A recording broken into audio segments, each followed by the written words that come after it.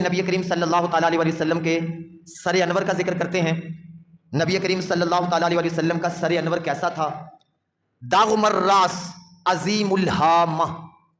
نبی کریم صلی اللہ تعالیٰ علیہ وسلم کا سر مبارک گولائی میں تھا، اور نہ زیادہ بڑا تھا نہ زیادہ چھوٹا تھا، بلکہ درمیانہ مناسب تھا۔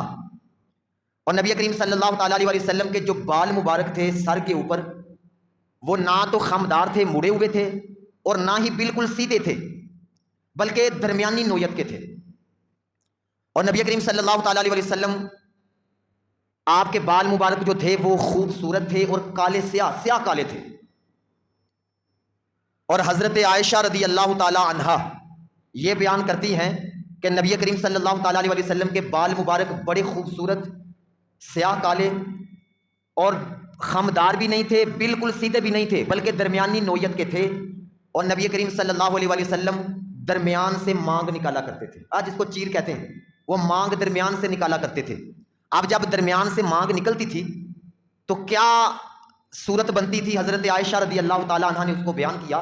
حضرت عائشہ رضی اللہ تعالیٰ عنہ بیان کرتی ہیں کہ نبی کریم صلی اللہ علیہ وسلم جب اپنے بالوں میں کنگھی کرتے تھے نا، درمیان سے مانگ نکالتے تھے، تو ایسے ہوتا تھا جیسے ہوا چلتی ہے نا، ہوا اور ریت کا ڈھیر پڑا ہو، ہوا چلنے سے اس ریت کے اوپر لہر نہیں بن جاتی، لہر بن جاتی ہے، یا پانی کے اوپر ہلکی سی لہر آپ نے دیکھی ہے تو وہ کیا منظر بنتا ہے، کیسا خوبصورت منظر بنتا ہے۔ حضرت عائشہ رضی اللہ تعالیٰ عنہ فرماتی ہیں اسی طرح جب نبی کریم صلی اللہ علیہ وسلم اپنے سر انور پر مانگ نکالتے تھے تو اسی طرح سر انور پر لہر لگتی تھی، جس طرح ریت کے اوپر لہر بنتی ہے ہوا میں یا پانی میں لہر بنتی ہے، اسی طرح نبی کریم صلی اللہ علیہ وسلم کے سر انور پر مانگ لگتی تھی اسی طرح۔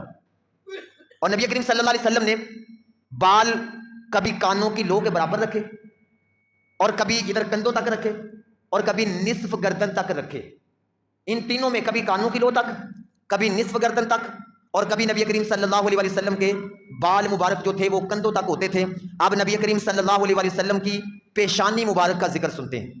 نبی کریم صلی اللہ علیہ وسلم ماتھا، جس کو ہم کہتے ہیں ماتھا، کان رسول اللہ صلی اللہ علیہ وسلم واسی الجبین ازج الحواجب، نبی کریم صلی اللہ علیہ وسلم کی پیشانی مبارک کھلی تھی، کشادہ تھی، اور یہ جو آبرو تھے، آبرو یہ آنکھوں کے اوپر آبرو یہ کمان کی طرح تھے، اور بال جدا جدا تھے، باریک بال تھے، جدا جدا تھے۔ حضرت عائشہ رضی اللہ تعالیٰ عنہ فرماتی ہیں ایک دن میں چرخہ کاٹ رہی تھی اور نبی کریم صلی اللہ علیہ وسلم میرے پاس تشریف فرما تھے، اور نالائن مبارک آپ سی رہے تھے، گانٹ رہے تھے اپنے جوتے مبارک۔ حضرت عائشہ فرماتی ہیں نبی کریم صلی اللہ علیہ وسلم کی پیشانی کے اوپر پسینہ تھا، فرماتی میں نے دیکھا اس پسینے میں سے بھی نور نکل رہا تھا، اس پسینے میں پیشانی سے نور نکل رہا تھا۔ نبی کریم صلی اللہ علیہ وسلم کی آنکھوں کا ذکر سنیں، آنکھیں مبارک کیسی تھیں؟ اللہ نے نبی کریم صلی اللہ علیہ وسلم کو ایسی خوبصورت آنکھیں عطا کی تھیں، اس کائنات میں ایسی آنکھیں اللہ نے کسی کو بھی عطا نہیں کی۔ ادعج العینین، آنکھیں سیاہ تھیں۔ سیاہ کا مطلب کیا ہے؟ یہ جو کالا حصہ ہوتا ہے نا آنکھ کے اندر، یہ سیاہ تھا، اور جو سفید حصہ بالکل سفید تھا۔ سیاہ حصہ سیاہ تھا اور سفید حصہ سفید تھا۔ آپ کسی ایسی آنکھ والے کو اگر چیک بھی کریں گے تو آپ کو پتا چلے گا کتنی خوبصورت آنکھ ہوتی ہے، سیاہی بالکل سیاہ ہو اور سفیدی بالکل سفید ہو۔ اور فرماتے ہیں اور پلکیں دراز تھیں، پلکیں یہ جو پلکیں ہیں گنی تھیں اور دراز تھیں، لمبی پلکیں تھیں۔ کانا اہدب الاشفاری اسود الحرکہ، پلکیں دراز تھیں اور پتلی جو نا پتلی آنکھوں کے اندر یہ سیاہ کالی تھیں۔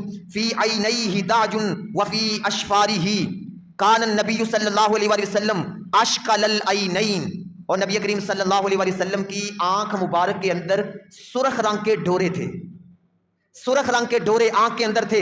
کنت اذا نظرت الیہ قلت اکحل العینین ولیس باکحل، اور ایسی آنکھ مبارک تھی کہ سرما ڈالا نہیں ہوتا تھا، دیکھنے والے کو ایسے لگتا تھا جیسے سرما ڈالا ہوا ہے، دیکھنے والے کو لگتا تھا۔ اشکل، اہدب، اکحل، ابرج، ادعج، انجل، احور، یہ نبی کریم صلی اللہ علیہ وسلم کی آنکھوں کے نام ہیں، آنکھوں کے نام ہیں۔ ایسی خوبصورت آنکھ اللہ نے اس کائنات میں کسی کو نہیں دی جس طرح کی آنکھ اللہ نے نبی کریم صلی اللہ علیہ وسلم کو عطا کی۔